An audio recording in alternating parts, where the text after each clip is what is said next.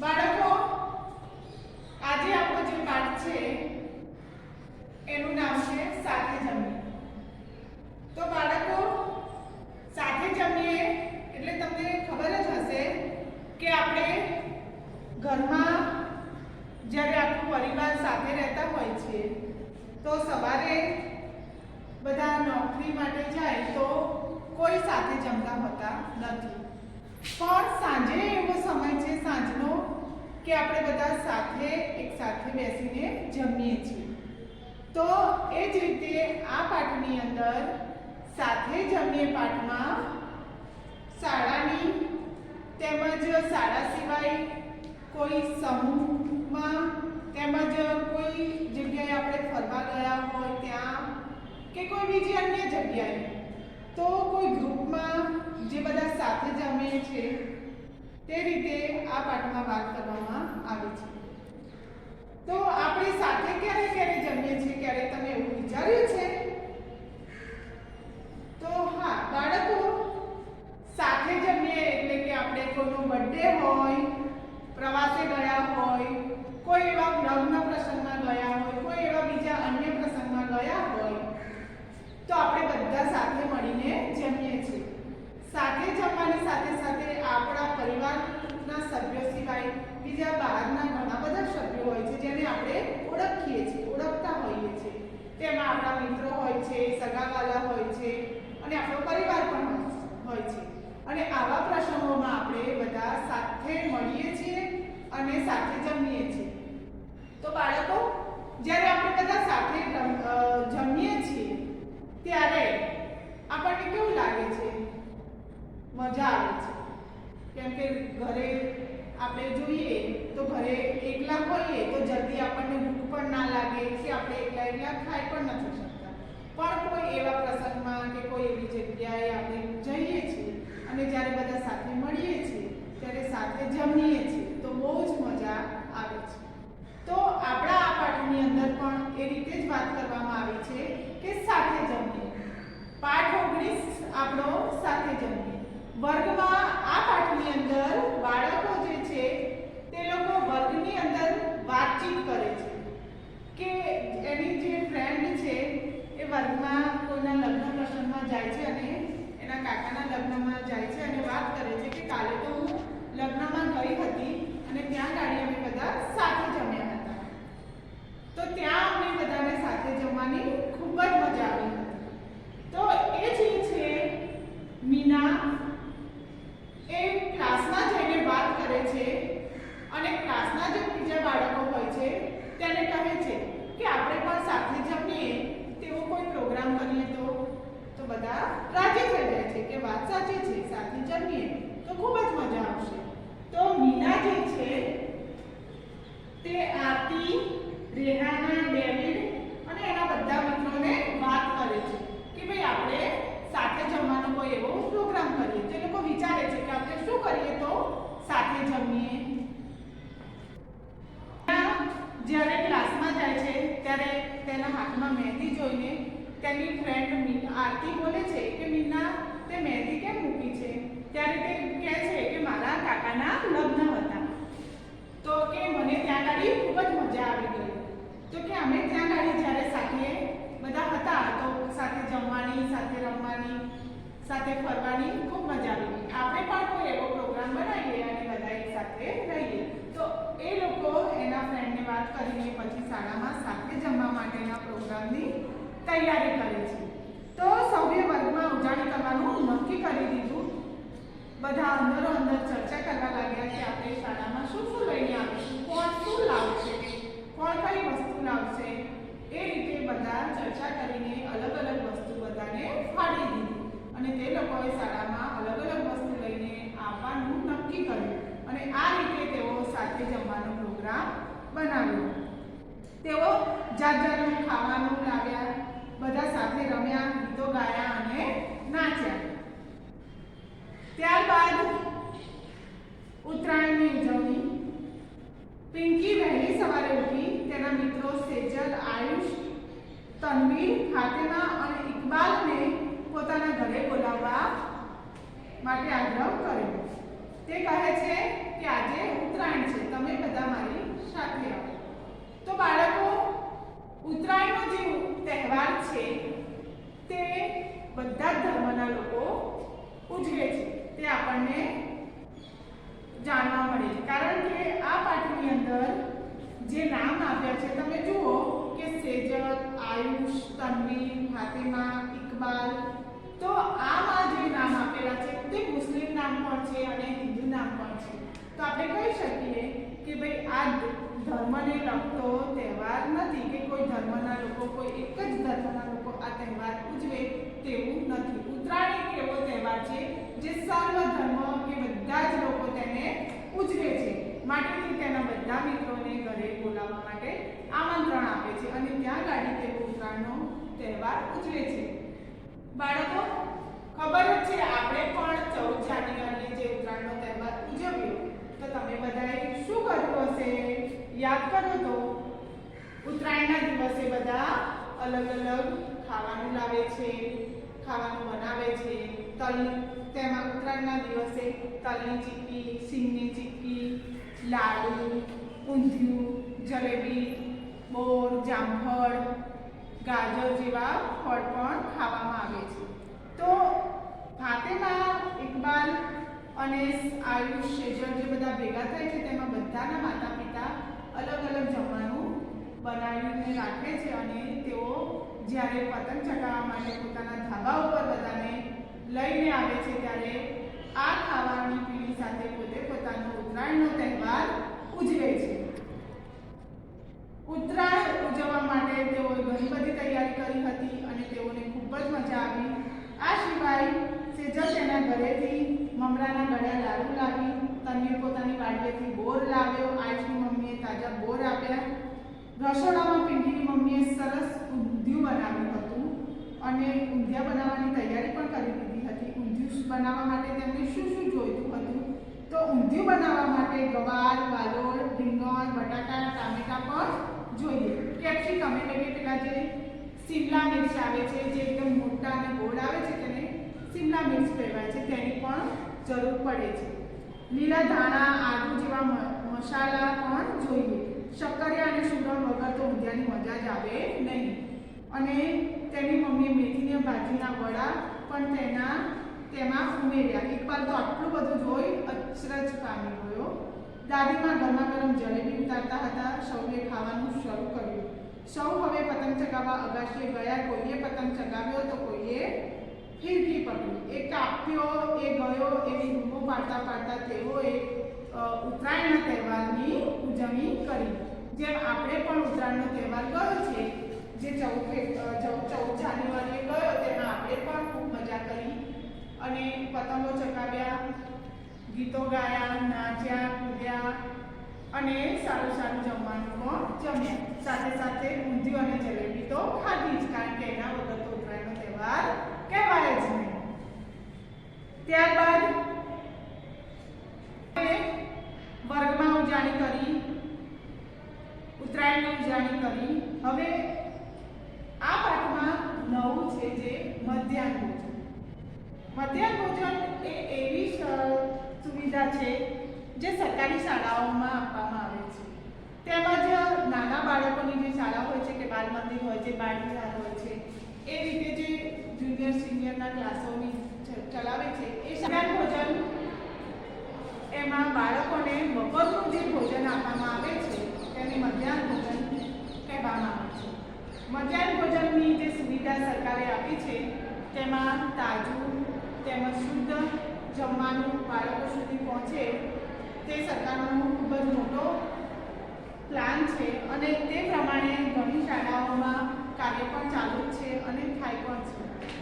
મધ્યાહન ભોજનમાં બપોરે શાળામાં જ્યારે બાળકો આવે છે ત્યારે ઘરેથી જમીને આવતા નથી હોતા. ઘણા બાળકોને ત્યાં ખાવા પીવાની તકલીફ પણ હોતી હોય છે. તે લોકોને આ મધ્યાહન ભોજનનો જે લાભ મળે છે તો તે લોકોને ખૂબ જ સારું લાગે છે અને તેઓ ઘરેથી જમીને નથી આવતા, શાળામાં આવીને જ જમે છે. અને ગામડાઓની જે સરકારી શાળાઓ હોય છે ત્યાં તો ઘરે બધાને જમવા માટે બાળકોને બોલાવવામાં આવે છે. જે બાળકો શાળામાં જઈ નથી શકતા કે જતા નથી તે લોકોને મધ્યાહન ભોજન દ્વારા શાળાઓમાં બોલાવવામાં દ્વારા જે ચાલુ કરવામાં આવેલો છે યોજના, તેનો લાભ વધુમાં વધુ બાળકોને મળે. બપોરના 1:30 વાગે છે. મેંદરમાંથી રસોઈની સરસ મજાની સુગંધ આવે છે.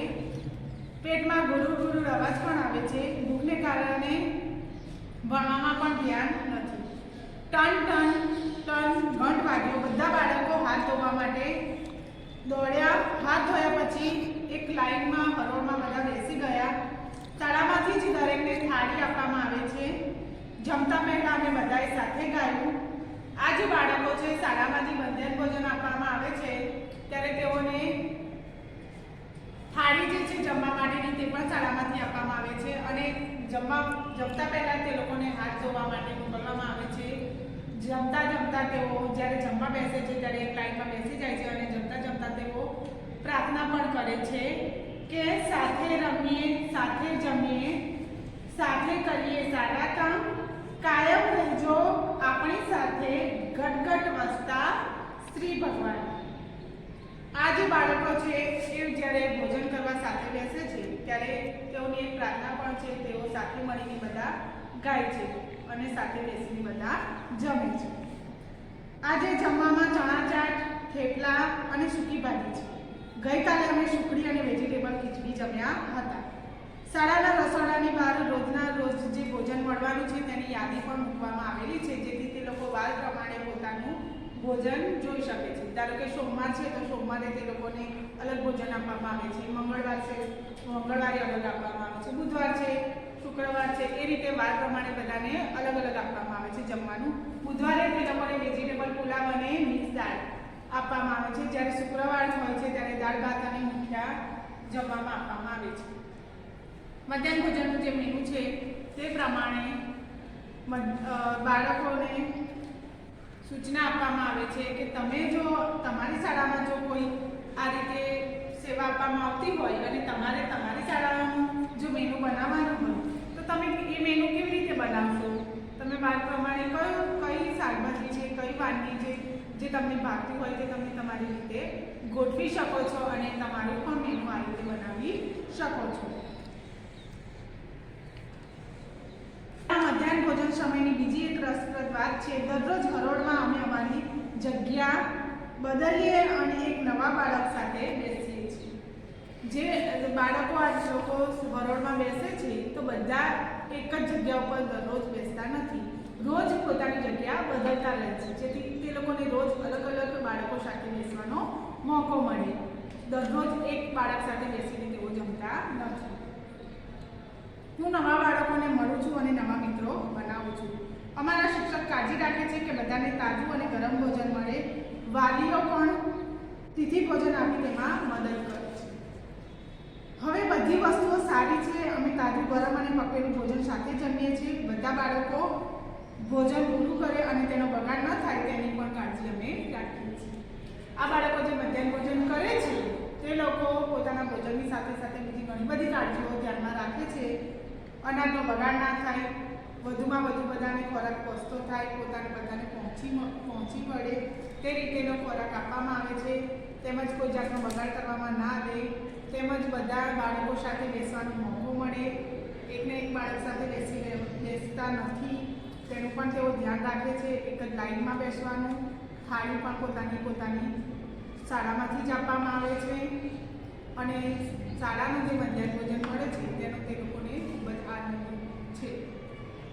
તિથિ ભોજન તો બાળકો તમને એવું થતું હશે કે મધ્યાહન ભોજન વિશે તમે જાણો પણ તિથિ ભોજન એટલે શું? તો તિથિ ભોજન એ રીતનું ભોજન છે કે કોઈ વડીલોની યાદમાં કોઈ મરણ થયું હોય અને કોઈને ગામના લોકો હોય કે કોઈ બીજાને ત્યાં જમવા માટે શાળામાં આપવું હોય, કોઈની યાદમાં આપવું હોય તો એ રીતે તે લોકો પોતાના ઘરેથી ભોજન બનાવીને શાળામાં લઈને આવે છે અને શાળાના બાળકોને આપે છે, પીરસે છે. તો તે ભોજનને તિથિ ભોજન કહેવામાં આવે છે.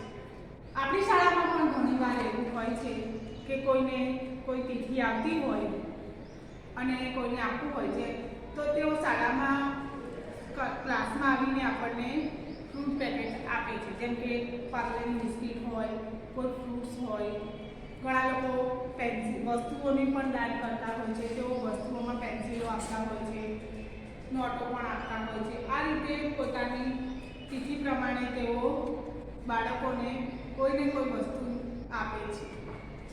વિગતે સમજ્યા બાદ હવે આપણે જોઈશું સવાલો. ઉત્તરાયણનું બીજું નામ શું છે? તો ઉત્તરાયણને બીજા કયા નામથી ઓળખાય છે? તો ઉત્તરાયણનું બીજું નામ છે મકર સંક્રાંતિ. જે આપણે 14 જાન્યુઆરીએ જે તહેવાર ઉજવ્યો છે ઉત્તરાયણનો, તેને બીજા નામે ઓળખવામાં આવે છે. તેનું બીજું નામ છે મકર સંક્રાંતિ. તે સિવાય ઉત્તરાયણ ક્યારે ઉજવવામાં આવે છે? તો ઉત્તરાયણ 14મી જાન્યુઆરીએ ઉજવવામાં આવે છે. ઉત્તરાયણનો તહેવાર જ એક એવો છે જે એક જ તારીખે આવે છે, જેની કોઈ તારીખ બદલાતી નથી. 14મી જાન્યુઆરી એટલે 14મી જાન્યુઆરીએ જ આ તહેવાર ઉજવવામાં આવે છે. બધા જ ધર્મના લોકો ઉત્તરાયણ ઉજવે છે તે તમે જાણો છો. ઉત્તરાયણ એક એવો તહેવાર છે જે બધા ધર્મના લોકો ઉજવે છે. ધર્મના લોકો ઉત્તરાયણ ઉજવે છે તે હું જાણું છું. આ તહેવાર કોઈ એક જ ધર્મનો તહેવાર નથી. ત્યારબાદ ચીક્કી અને તલના લાડુ આ તહેવારમાં ખાવામાં આવે છે. અને તે કેવી રીતે બને છે તો આપણે જોઈએ. ચીક્કી વિવિધ વસ્તુઓમાંથી બનાવવામાં આવે છે, જેમાં સિંગની ચીક્કી, તલની ચીક્કી, રાજગરાની ચીક્કી, માવાની ચીક્કી વગેરે. સિંગ અને તલની ચીક્કી બનાવવા માટે ગોળનો ઉપયોગ થાય છે. ગોળ અને થોડા પાણીનો ગરમ કરવામાં આવે છે. ત્યારબાદ તેમાં સિંગ કે તલ નાખી સારી રીતે હલાવીને ઘટ્ટ જાડા મિશ્રણને થાળીમાં ઠારવા માટે પાથરવામાં આવે છે. તેના ચોરસ ટુકડા કરી ઠંડુ કરવામાં આવે છે. આમ ચીક્કી તૈયાર થાય છે. તલના લાડુ બનાવવા માટે સૌપ્રથમ તલને શેકવામાં આવે છે. પછી ગોળમાં થોડું ઘી ઉમેરી ગરમ કરવામાં આવે છે. ગોળ પ્રવાહી બને પછી તેમાં શેકેલા તલ નાખી બરાબર મિશ્રણ કરી તેના હાથ વડે ગોળ લાડુ બનાવવામાં આવે છે. આ તલના લાડુ, શીંગની ચીક્કી, તલની ચીક્કી અને રાજગરાની ચીક્કીની વાત કરી અને તેને આ રીતે બનાવવામાં આવે છે. તમારા મિત્રો કયા કયા તહેવાર ઉજવે છે? તો મારા મિત્રો ઉત્તરાયણ, હોળી, ધૂળેટી, બેસતું વર્ષ, રમજાની, નાતાલ, નવરાત્રી, દશેરા, જન્માષ્ટમી, દિવાળી, રક્ષાબંધન વગેરે તહેવાર ઉજવે છે. ત્યારબાદ મધ્યાહન ભોજન કયા સમયે આપવામાં આવે છે? તો મધ્યાહન ભોજન બપોરના 1:30 વાગે આપવામાં આવે છે. શાળામાં તમને ભોજનમાં શું મળે છે? તો દરેક દિવસે શાળામાં અલગ અલગ પ્રકારનું ભોજન મળે છે. કોઈ ફિક્સ ભોજન હોતું નથી. જેમ કે દાળ, ભાત, થેપલા, સૂકી ભાજી, વેજીટેબલ, ખીચડી, દાળ ઢોકળી, પુલાવ, મુઠિયા, બટાટા પૌવા, ખુલ્લા ઢોકળા, ઉત્પમા વગેરે. બુધવારે અને શુક્રવારે શું મળે છે? તો અમને બુધવારે વેજીટેબલ પુલાવ અને મિક્સ દાળ તથા શુક્રવારે દાળ ભાત અને મુઠિયા મળે છે. ઉજાણીમાં શું શું કર્યું? બાળકોએ ઉજાણીમાં જાતનું ભોજન કર્યું. બધાએ સાથે રમતો રમી, ગીતો ગાયા અને નાચગાન કર્યું. ત્યારબાદ ઉત્તરાયણની ઉજવણીમાં બાળકો કઈ કઈ વસ્તુઓ સાથે લઈને આવ્યા? ઉત્તરાયણની ઉજવણીમાં પિંકીના દાદીએ તલના લાડુ અને સિંગની ચીક્કી બનાવી. પિંકીની મમ્મીએ ઊંધિયું બનાવ્યું. સેજલ તેના ઘરેથી મમરાના ગળ્યા લાડુ લાવી. તન્વી પોતાની વાડીએથી બોર લાવ્યો. આયુષની મમ્મી તાજા બોર આપી ગઈ. ઊંધિયું બનાવવામાં કયા કયા કંદમૂળ વાપરવામાં આવે છે? તો ઊંધિયું બનાવવામાં બટાટા, શક્કરિયા, રતાળુ અને સુરણ જેવા કંદમૂળ વાપરવામાં આવે છે. મધ્યાહન ભોજનમાં જમતા પહેલા બાળકો કઈ પ્રાર્થના ગાય છે? મધ્યાહન ભોજનમાં જમતા પહેલા બાળકો નીચેની પ્રાર્થના ગાય છે. સાથે રમીએ, સાથે જમીએ, સાથે કરીએ સારા કામ, કાયમ રહેજો આપણી સાથે ઘટઘટ વસતા શ્રી ભગવાન. તિથિ ભોજન એટલે શું? ગામના કોઈ વ્યક્તિ દ્વારા પોતાના વડીલની યાદમાં તેમની પુણ્યતિથિએ શાળાના બાળકોને મીઠાઈ સાથેનું ભોજન આપવામાં આવે છે, તેને તિથિ ભોજન કહેવામાં આવે છે. મધ્યાહન ભોજનમાં કઈ કઈ બાબતોની કાળજી રાખવામાં આવે છે? મધ્યાહન ભોજનમાં બાળકોને તાજું, ગરમ અને પકવેલું ભોજન મળે, તેમાં વપરાતું અનાજ કે અન્ય ખાદ્ય સામગ્રી સારી વપરાય તથા ભોજનનો બગાડ ન થાય તે બાબતોની કાળજી રાખવામાં આવે છે. દરેક તહેવાર એકબીજાથી કઈ રીતે અલગ પડે છે? દરેક તહેવાર એકબીજાથી તેની કથા, મહત્વ, ઉજવણીની રીત, લોકોની પસંદગી, તહેવારનો સમયગાળો એક જ જાતિ અથવા સમૂહ જાતિનો અથવા સમૂહ જાતિનો તહેવાર વગેરે બાબતોથી અલગ પડે. વર્ગકામ સમજ્યા બાદ હવે ઘરકામમાં તમને 1 થી 5 પ્રશ્ન આપેલા છે જેના જવાબો તમારે ઘરેથી ઘરકામની નોટમાં લખવાના છે.